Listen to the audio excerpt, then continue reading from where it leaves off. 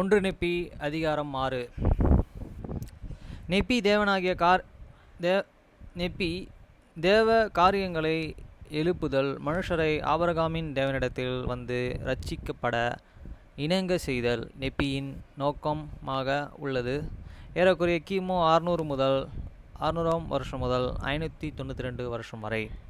வசனம் 3. அப்பொழுது நெப்பியாகிய நான் இந்த பதிவீட்டின் பகுதியில் என் பிதாக்களின் வம்ச வரலாற்றை கொடுப்பதில்லை.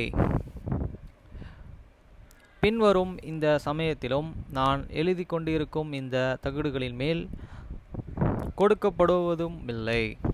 ஏனெனில் என் தகப்பன் வைத்துள்ள பதிவீடுகள் அவைகள் கொடுக்கப்பட்டுள்ளன. ஆகையால் இந்த பதிவுகளில் அவற்றை நான் எழுதுவதும் இல்லை. வசனம் 2.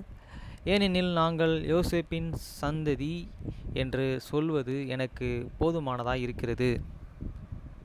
வசனம் 3. என் தகப்பனாய் குறித்து எல்லா காரியங்களின் முழுவதும் விவரத்தையும் முக்கியமாக இந்த தகடுகளின் மேல் எழுத வேண்டும் என்பது எனக்கு ஒரு பொருட்டல்ல. ஏனெனில் அவைகளை இந்த தகட்டின் மேல் எழுத முடியாது. ஏனெனில் தேவ காரியங்களை நான் எழுதும்படி இவைகளை இடம் இருக்க நான் வாஞ்சிக்கிறேன். வசனம் 4. ஏனெனில் மனுஷர்களை ஆபிரகாமின் தேவனும் ஈசாக்கின் தேவனும் யாக்கோபின் தேவனுமாய் இருக்கிறவர்களிடம் வர இசையை செய்து அவர்கள் இவ்விதமாக இரட்சிக்கப்பட வேண்டும் என்பதே என் முழுமையான நோக்கமாயிருக்கிறது. வசனம் 5. உலகத்திற்கு பிரியமாயிருக்கிற காரியங்களை நான் எழுதுவதில்லை, ஆனால் தேவனுக்கு உலக பிரகாரமாய் இல்லாதவர்களுக்கும் பிரியமாயிருக்கிற காரியங்களை நான் எழுதுகிறேன்.